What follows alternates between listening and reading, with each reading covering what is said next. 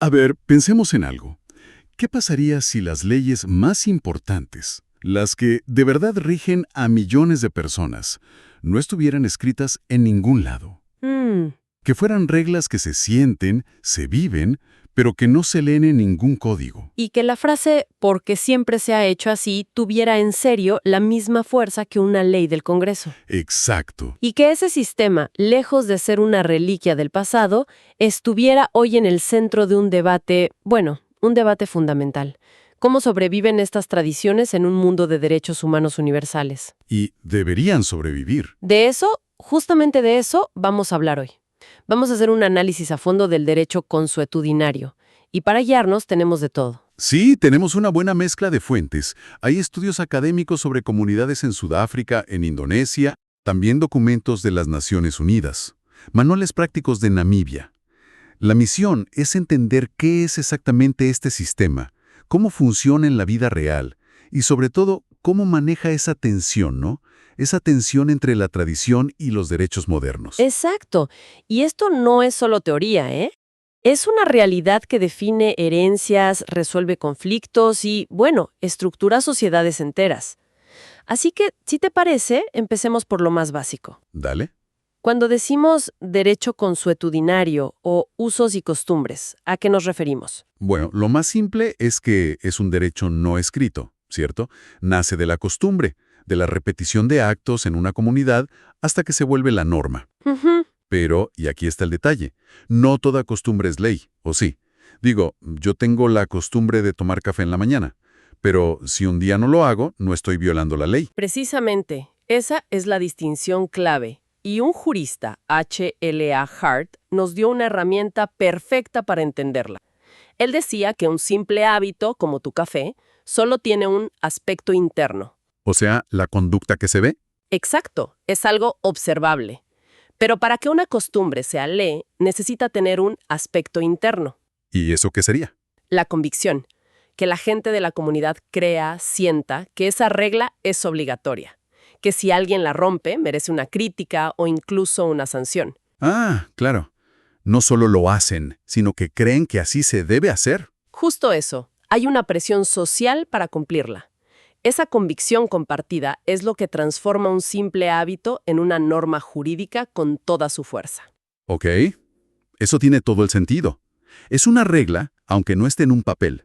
Pero entonces, ¿funciona como un código de leyes invisible y súper estricto que todo el mundo se sabe? Uno pensaría eso, pero fíjate que aquí es donde las fuentes nos muestran algo mucho más sorprendente.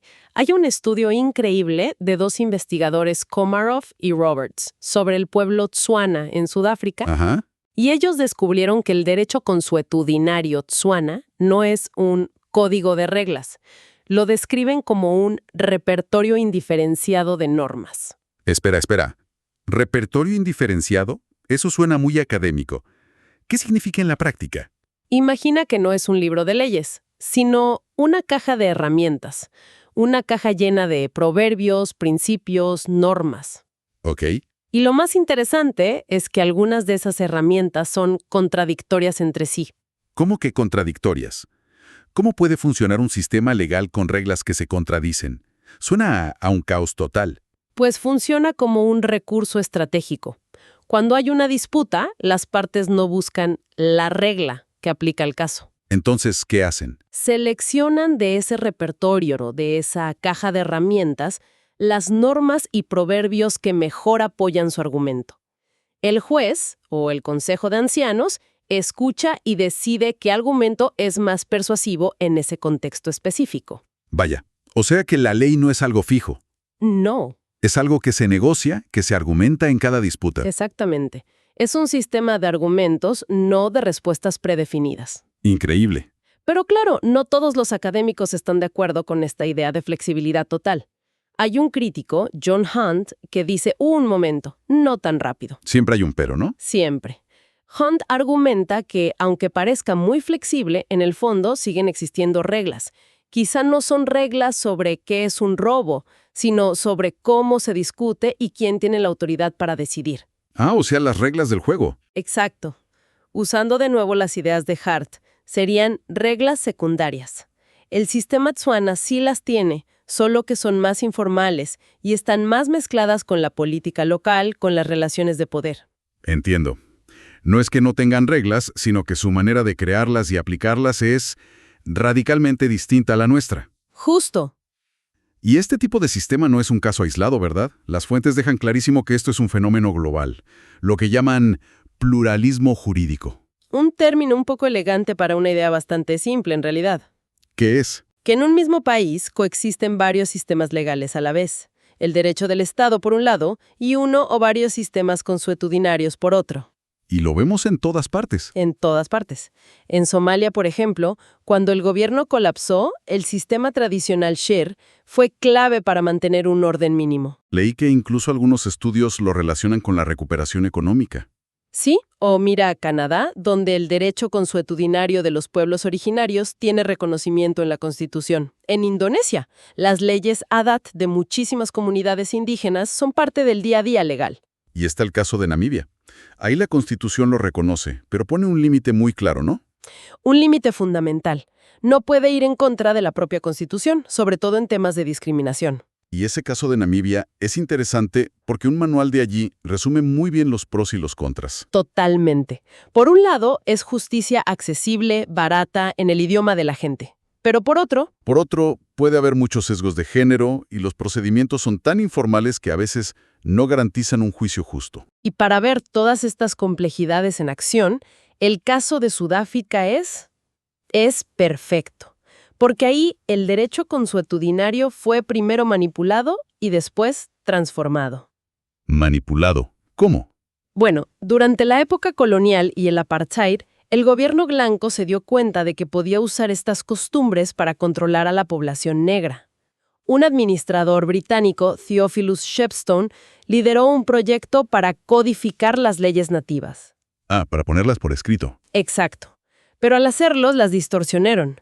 Tomaron tradiciones que a menudo eran flexibles y las convirtieron en un código rígido, muy patriarcal, que les servía a ellos para gobernar. Crearon una versión del derecho consuetudinario que beneficiaba al poder colonial. Qué fuerte. Pero la historia da un giro increíble después del apartheid, con la nueva Constitución. Un giro de 180 grados. La Constitución de 1996 lo reconoce, pero con esa misma condición que vimos en Namibia. Está sujeto a la Carta de Derechos. Y esto nos lleva a un caso que es de película. El caso Shilubana. A ver, cuéntame.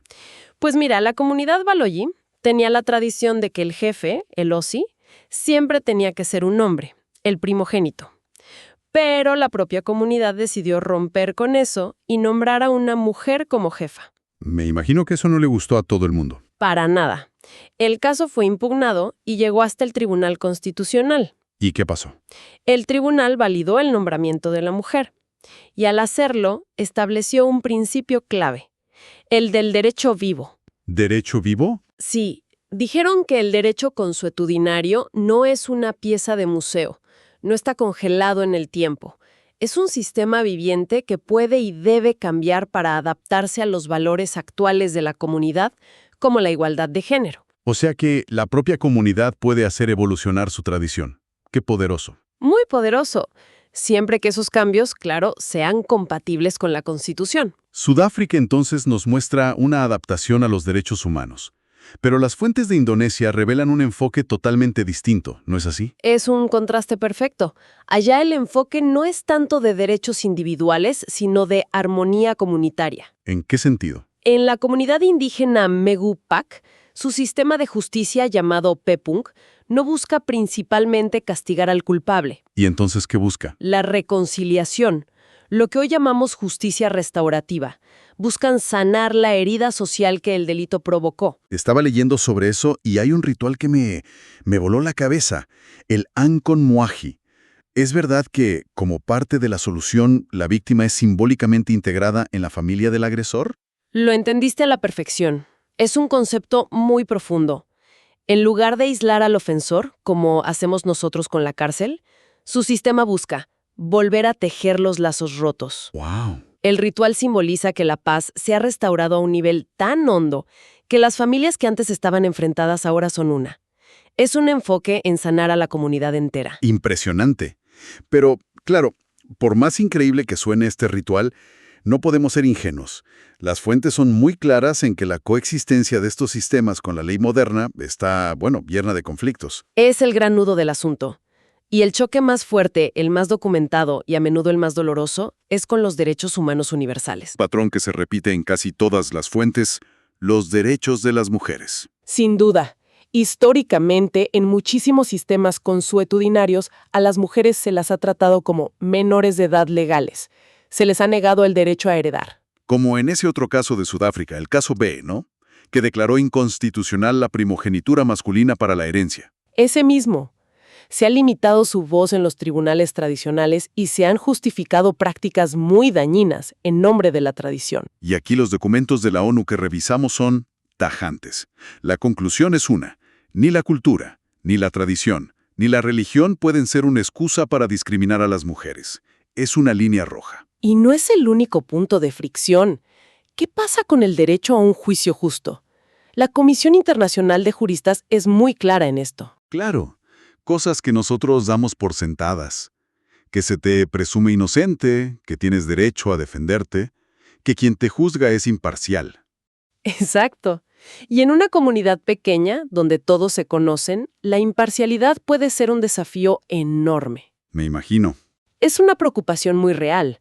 La misma informalidad que hace a esta justicia tan accesible también puede hacerla vulnerable a abusos de poder o a decisiones arbitrarias. Entonces el dilema es enorme. Por un lado, sistemas que ofrecen una justicia cercana, restaurativa. Por otro, riesgos muy reales a los derechos humanos. ¿Cuál es la salida? ¿Imponer la ley del Estado y ya? No parece ser el camino. Las fuentes sugieren que ni la imposición total ni el dejar hacer sin más funcionan. La clave parece estar en una interacción inteligente. ¿A qué te refieres con inteligente? Un documento de la Organización Mundial de la Propiedad Intelectual habla de distintas vías de reconocimiento. Puede ser constitucional, legislativo o simplemente funcional, que los tribunales decidan caso por caso. O sea, no hay una fórmula única para todos. Aquí es donde entra ese concepto que mencionaban las fuentes. Pluralismo jurídico selectivo. Exacto. Suena complicado, pero la idea es que el Estado no tiene que aceptar o rechazar todo el paquete. Puede interactuar de forma deliberada. ¿Por ejemplo? Por ejemplo, puede reconocer la validez de los procedimientos de mediación comunitarios para ciertos conflictos, pero no para delitos graves. O puede, como en el caso Shilubana, reconocer la autoridad de la comunidad para evolucionar sus propias reglas. Se trata de construir puentes, no muros. Y con eso volvemos a la justicia restaurativa. Porque lo más interesante es que esta idea que vimos en Indonesia ya no se ve como algo primitivo del pasado. No, para nada. Todo lo contrario. Las propias Naciones Unidas reconocen que muchos de los programas más innovadores de justicia restaurativa en el mundo occidental están inspirados directamente en estas prácticas indígenas. ¿En serio? Sí. Nos estamos dando cuenta de que sistemas que han existido por siglos, centrados en sanar a las víctimas, a los ofensores y a la comunidad, tienen muchísimo que enseñarle a nuestro sistema penal que a menudo está obsesionado solo con el castigo. ¡Qué buen punto! Entonces, haciendo un balance de todo, queda claro que el derecho consuetudinario no es una foto en blanco y negro. Es un sistema legal complejo, vivo y en plena transformación. Es un sistema que para millones de personas es la única justicia a la que tienen acceso. Una justicia que puede ser más rápida, más barata y culturalmente más relevante. Pero que al mismo tiempo vive en una tensión constante y necesaria con el Estado de Derecho y los principios de igualdad y debido proceso. El gran desafío, entonces, no es elegir uno sobre el otro. Es encontrar la forma de que dialoguen, respetar la tradición, pero sin que esa tradición sirva para oprimir. Exactamente. Y quizás, para terminar, la pregunta más provocadora que nos dejan estas fuentes no es la que nos hemos hecho hasta ahora. ¿Ah, no? No. Durante décadas, el debate fue cómo el derecho estatal moderno podía controlar o acomodar a las costumbres. Era una conversación, digamos, de arriba hacia abajo. Entiendo. ¿Y ahora? Ahora la pregunta se está invirtiendo. Ya no es solo qué pueden hacer las costumbres para modernizarse. Es ¿Qué pueden aprender nuestros sistemas legales, a menudo tan impersonales, tan punitivos, de los principios de reconciliación y armonía social que laten en el corazón de estas tradiciones? Quizás el futuro no está solo en que la tradición se parezca más a nosotros. Sino en que nosotros aprendamos a escuchar un poco más a la tradición.